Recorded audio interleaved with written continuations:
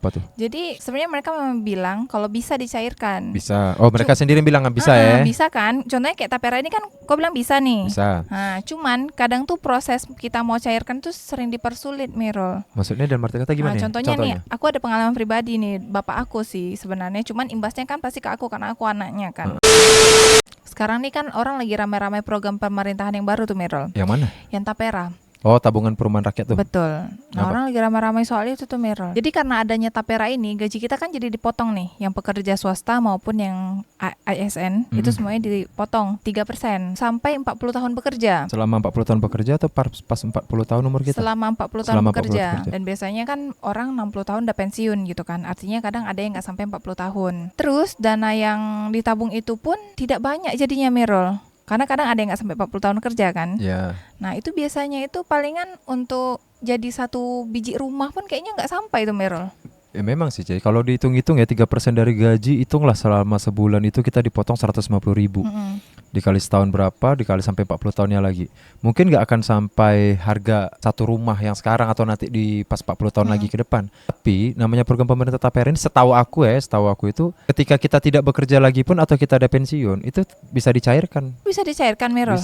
Bisa dicairkan, C. Tapi kan kalau di Indonesia kan namanya tapera nih. Kalau di Malaysia itu namanya bukan tapera, C. Jadi di Malaysia itu ada di komen salah satu netizen, ada namanya KWSP atau kita Indonesia KWSP, di mana artinya tuh kumpulan uang simpanan pekerja, atau dalam bahasa Inggrisnya tuh EPF ya kan, EPF yaitu Employees Provident Fund. Kalau misalnya di tapera dipotong 3%, tapi kalau di Malaysia itu kalau tak salah aku potongan dia itu EPF-nya itu 12%. Itu EPF, yang EPF tadi itu 12% diambil dari company.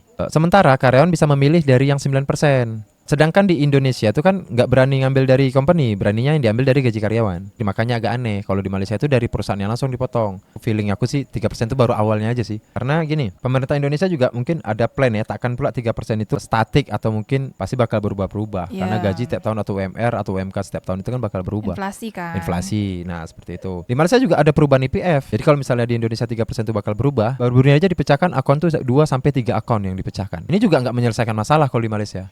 Jadi ada warganet yang komen itu seperti ini. Ini juga tidak menyelesaikan masalah rakyat yang mendesak pemerintah karena mereka maunya keluarkan uang tapi masih tak capai waktu matangnya gitu. Jadi target mereka tuh gimana nggak tercapai juga. Tapi tetap ya dalam pemikiran aku tapera ini yang aku pegang sih cuma satu, bahwasanya ketika aku nggak kerja lagi itu bisa dicairkan. Tapi betul Tamir bisa dicairkan. Soalnya aku dengar juga macam Jiwasraya tuh susah dicairkan, Merol. Betul sih, C. Kadang Jiwasraya itu juga kemarin bilangnya bisa dicairkan, ternyata susah, bahkan tidak dicairkan sama sekali. Emang kau ada pengalaman pribadi soal yang pencairan itu nggak cair? Aku ada pengalaman. Apa tuh? Jadi sebenarnya mereka memang bilang kalau bisa dicairkan. Bisa. Oh, mereka sendiri bilang nggak bisa ya? Bisa kan? Contohnya kayak tapera ini kan kau bilang bisa nih. Bisa. Nah, cuman kadang tuh proses kita mau cairkan tuh sering dipersulit, Merol. Maksudnya dalam arti kata gimana? Contohnya nih, aku ada pengalaman pribadi nih, bapak aku sih sebenarnya, cuman imbasnya kan pasti ke aku karena aku anaknya kan. Nah, tapi bukan tapera, ini jam sostek. Dulu kan sebelum BPJS dulu namanya jam sostek kan. Nah, jadi ada jam sostek kesehatan, jam sostek ketenaga kerjaan.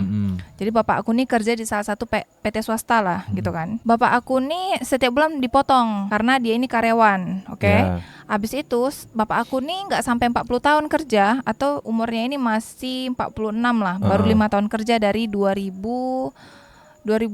dia kerja. Oh, berarti dia berhenti kerja itu di 2015. Nah, 2015 bapak aku berhenti kerja karena bapak aku meninggal. Oh ya. Nah, kebetulan bapak aku nih kanker paru-paru. Nah, kenapa jam sostek kesehatannya tidak bisa digunakan untuk dia sakit? Karena memang ya seperti yang kita tahu ya, jam sostek itu tuh kan terkenal lamanya. Apalagi dulu itu di Tanjung Pinang itu sedikit sekali tenaga medisnya yang profesional gitu kan. Jadi bapak aku setidaknya dia tuh harus berobat ke Jakarta, mentok-mentok kalau dia tetap mau di Indonesia gitu. Dia kan harusnya pakai jam sostek nih, karena ada jaminan kan. Jadi dia nggak perlu keluar biaya apapun gitu. Jadi solusinya adalah kalau dari dokter, bapak aku pakai jam sostek kesehatan. Prosesnya itu dari RSUD, terus dirujuk ke Rumah Sakit Jakarta. Oke. Tapi pada masa itu jam sostek ini lama kali. Jadi harus antri dulu, isi berkas dulu, isi form dulu. Wajar lah, C. Itu kan maksudnya prosedur, mungkin SOP-nya. Sebenarnya iya prosedur gitu kan. Cuman orang nih nih orang tua nih darurat nih. Oh, Dia dipersulit ya, maksudnya Betul. dipersulit, dari tidak tahu keadaan darurat gitu. Nah, Oke. dia jadinya kan harus dipercepat tuh kalau orang sakit harus didahulukan, apalagi orang tua gitu kan. Mungkin ya, tapi bapakku waktu itu nggak tua-tua kali lah, cuman kan diagnosanya Udah darurat urgent lah, ini Iya. udah parah kali lah ya. diagnosanya tuh udah keluar kanker paru-paru. Bapak aku nih harus dirujuk, dan bapak aku nih paru-parunya ini yang sebelah kiri itu terendam Cairan. udah terendam cairan gitu, udah penuh lah cairannya, jadi cepat gitu karena bapakku juga udah semput kan. Terus akhirnya kami mengurungkan niat pakai jam sostek karena Biaya pribadi jadinya. karena kalau misalnya dikalkulasikan segala macam itu bisa sampai mungkin bulan depan baru bisa berangkat, itu pun belum pasti. Belum pasti tuh. Bisa jadi bulan Sebulan. depannya lagi sampai 3 bulan, 4 bulan kita nggak tahu. Berarti maksud engkau ini proses ketika mau mencairkan jam sostek itu ataupun untuk berobat bapak engkau tuh terkenal lama dan dipersulit, kesannya dipersulit ya.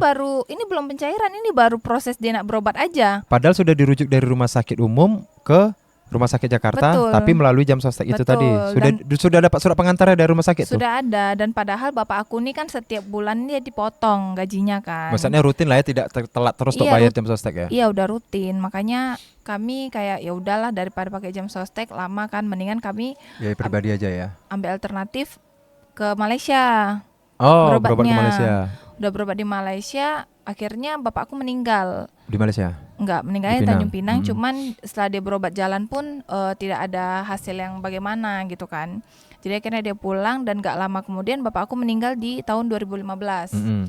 Di tahun 2015 dia meninggal. Abis itu aku dengar dari bosnya itu disuruh cairkan jam sostek ke tenaga kerjaan dia karena dia sudah selesai kerja, jadi harusnya dana itu bisa cair. Iya. Oke. Kami itu harusnya bawa surat nikah, KK dan KTP segala macam lah. Karena kan bapak aku nih nggak pernah, karena bapak aku nih rutin bayar terus, jadi harusnya tidak ada kendala dong dalam Betul. pencairannya kan. Jadi waktu udah dibawa lah berkas-berkasnya segala macam, yang mereka semuanya lengkap, yang dia permasalahkan yang nggak ada. Berarti kesannya mencari kesalahan biar agak lambat deh. Apa tuh yang nggak ada waktu itu? Kalau aku rasa tuh kayak gitu. Jadi yang nggak ada tuh waktu itu surat nikah. Surat nikah orang Cina nih kan agak berbeda kan daripada surat nikah orang Muslim. Pribumi ya. Jadi mereka ini harus cuman selembar gitu aja. Terus orang kalau misalnya mau bikin KK kan pasti ada surat nikah. Jadi Betul. harusnya dia tidak perlu khawatir soal surat nikah itu ada atau enggak. Bahwasanya enggak kakak sih? kan sudah ada kan? Iya, untuk apa lagi dia permasalahan surat nikah gitu kan. Nolak. Dia bilang ini surat nikahnya nggak ada, kita nggak bisa juga mau cairkan. Iya, Dia bilang iya, kayak iya. gitu. Terus juga dia nggak ada ngasih solusi. Ya maksudnya Dia ini kalau malah nggak ada suruh aku gimana? nyari, dia malah suruh aku nyari ke Disduk. Surat nikah itu. Kecatatan sipil. Udah dicari pun ya susah, nggak ada lagi, barang tuh udah Udah tahun kapan kan? iya udah tahun berapa tahu, udah lama, jadi nggak bisa dicari lagi kan. Iya. Kalaupun cari dikasih uang pun dia juga tetap nggak bisa. Nggak bisa, betul. Kan biasanya berkas-berkas tuh berapa tahun sekali tuh dibakar kan. Pemutihan. Hmm. Sampai sekarang tak bisa cair?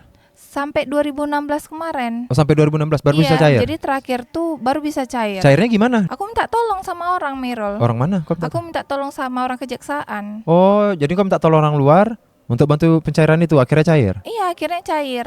Tapi itu pun dengan berbagai drama yang kelai sana kelai sini baru Bertekak bisa. sana bertekak sini lah Betul, ya. baru orang sana bisa cair. Awalnya cairnya itu 50 juta, Mirul. Terus dari Bu Kabitnya itu dia ada pemotongan apa, aku nggak tahu pemotongan apa lagi. Ujung-ujung yang cair di kami itu 47 juta jadinya. Oh, biaya-biaya admin lah bahasanya untuk itulah aku nggak potong ini ngerti potong juga itulah. sih. Nah, aku takutnya Tapera nih kayak gini juga. Oh, kalau itu aku tak bisa ambil kendala C, karena aku nggak tahu nih Tapera baru berjalan juga. Tapi kalau engkau membahas soal plus 62 yang selalu mempersulit proses ini apa segala macam, aku juga punya pengalaman. Memang betul sih terkenal kalau untuk soal pencairan kita dituntut untuk bayar ini itu bayar ini itu yang dijanjikan nanti bakal bisa cair, ketika kita mau cairkan dipersulit. Contoh kayak gini, aku punya teman nih. Teman aku dia kuliah. Dan setelah kuliah, dia ini asli Batam. Dia kakak Batam, KTP Batam. Orang tuanya juga. Kalau nggak salah waktu itu dia meninggal di Tanjung Pinang. Dia mau minta surat kematian untuk ngurus beasiswa dia, pas segala macam harus ada surat kematian nih. Dia ini yatim piatu nih. Dia kan mengurus surat beasiswa dia nih. Jadi dia minta surat kematian nih, tak dibantu. Maksudnya tidak bisa dikeluarkan karena alasannya dia orang Batam. Dia datanya pas segala macam di Batam. Coba minta sama yang di Batam. Oke, dia balik ke Batam. Dia minta surat kematian sama yang di Batam. Tidak bisa juga. Dipersulit juga. Alasannya apa? Dia kan meninggal di Tanjung Pinang, mintanya sama orang Tanjung Pinang. Ya Allah. Jadi hasil untuk dia mengurus beasiswa apa segala macam, dia yatim piatu, siapa lagi yang biayain dia? Alhamdulillahnya, untungnya ya dia dibantu sama kakaknya. Jadi dia ditampung sama kakaknya, dia kerja juga, jadi biayain dia juga. Jadi dia masuk ke kakaknya. Karena dia orang berdua gitu, maksudnya kakak juga udah menikah kan. Jadi dia kepala keluarganya. Jadi dia maksudnya gini lah, di hidupnya itu ditampung lah sama kakaknya. Ya. Alhamdulillahnya ya. Alhamdulillah. Tapi yang aku kesalkan ialah kenapa harus campak-campak kayak gitu nih. Sementara kita udah dibilang di Tanjung Pinang nggak bisa dikeluarin. Mintanya di Batam karena dia katanya di Batam. Apalah salah orang Batam? Ya minimal kasih solusi, betul kata engkau. Minimal Iya. kalau aku nggak bisa bantu kasih solusi. Ini ketika kita kasih solusi, Kak di Pinang tidak bisa dikeluarkan nih Kak. Minta harus di Batam. Nah, kenapa di Batam tidak bisa mengeluarkan? Karena dia meninggalnya di Pinang. Kesannya kan kayak dicampak-campak. Nah, Iya. solusinya apa nih? Tak hanya itu Miro, orang sekarang nggak ngurus apa-apa, itu pasti harus ada fotokopi KTP, padahal sudah ada ektp. Nah, itu dia. Nah, Salah satu jadi sekarang di Disduk itu udah bisa kita tuh punya aplikasi sendiri. Oh, Jadi iya. kapanpun kau mau print KTP Bisa dan kakang kau bisa dari HP ini aja. dari HP. Jadi kenapa mereka butuh fotokopi Fotokopinya. KTP kita tuh Nah, untuk itu apa gitu? salah loh. satu yang aku agak heran ya. Heran tuh dalam arti kata pelik lah ini kalau dalam bahasa Melayu, ibarat kata ini kan udah elektronik KTP, segala macam sudah pakai elektronik sekarang. Iya. Kita bayar udah bisa pakai elektronik. Kalian kalau bayar sorry sibuk minta transfer, bisa minta kris. kris ya kan. Giliran untuk syarat apa segala macam kalian mempersulit, kami harus fotokopi KTP lagi, fotokopi KK lagi. Sedangkan data kita tuh di Disduk Capil ataupun di kelurahan atau di mana sudah bisa di print atau mungkin diakses lewat elektronik. Kenapa harus pakai fotokopi KTP? Contoh yang paling simpel ialah lamaran kerja. Kenapa harus pas foto 3x6 atau 3x4 atau 4x6 yang dicetak? Gunanya untuk apa? Jadi jam sostek itu sekarang masih ada tak ya Miro kira-kira? Kalau dulu kan kau bilang kan namanya Jiwasraya, habis itu jam sostek. Iya. Kalau sekarang aku tak tahu nih jam sostek ada atau tidak. Cuman setahu aku sekarang sudah diganti, yaitu BPJS Ketenagakerjaan, BPJS Kesehatan. Karena kan semenjak pemerintahan Pak Jokowi ini kan ada namanya Kartu Indonesia Sehat, Kartu Indonesia Pintar. Cuman tak tahu nih apa gunanya sekarang. Tapi kayak BPJS tuh sekarang ya diganti jam sostek itu namanya diganti jadi BPJS Ketenagakerjaan, BPJS Kesehatan.